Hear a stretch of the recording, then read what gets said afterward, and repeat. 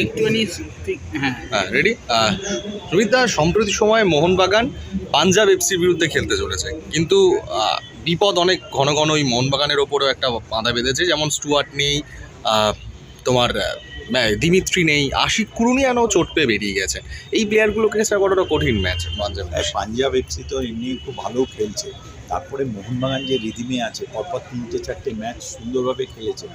আমার মনে হয় মোহনবাগানের সাইড বেঞ্চ এত স্ট্রং, তারপরে কি মোহনবাগান এইটা ওভারকাম করাটা কোনো অসুবিধা হবে না। তার মানে আর মোহনবাগানের কোচ ভালো, টিমের আমি বলবো না যে 11 জন বা 12 জন প্লেয়ার, আমি বলবো মোহনবাগান টিমের 22 জন 23 জন প্লেয়ারই প্রথম স্টার্টিং প্লেয়ার, সেই গোলকিপার থেকে আরম্ভ করে একদম স্ট্রাইকার জন্য। এই এই টুর্নামেন্টে এই যে 22টা ম্যাচে সব কোচই জানে কিছু টাইম খেলা হবে, কিছু টাইম খেলা হবে না।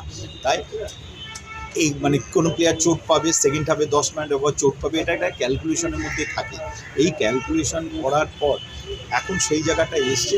তাই আমার মনে হয় না মোহনবাগানের সেরকম কিছু বের হবে, এবং মোহনবাগান যে পজিশনে আছে, যে রিদিমে আছে, যে টাইপের ফুটবল খেলছে, তাহলে মোহনবাগানের খুব একটা অসুবিধা হবে। বেঙ্গালুরু ম্যাচের পরে আমরা দেখলাম এফসি গোয়ার কাছে 2টো ম্যাচে পরাজিত হতে হলো ধাক্কা। তার এই ধাক্কা সামলে আবার পাঞ্জাব ম্যাচটা কিভাবে তুমি বিশ্লেষণ করছো? বা দুটো ধাক্কা খেলো পাঞ্জাব এফসি টিমটা ভালো টিম, কিন্তু মোহনবাগান যে স্ট্যান্ডার্ডের টিম, স্ট্রাইকিং জোনকে তুমি ভাবো 7টা এক সারির প্লেয়ার আছে।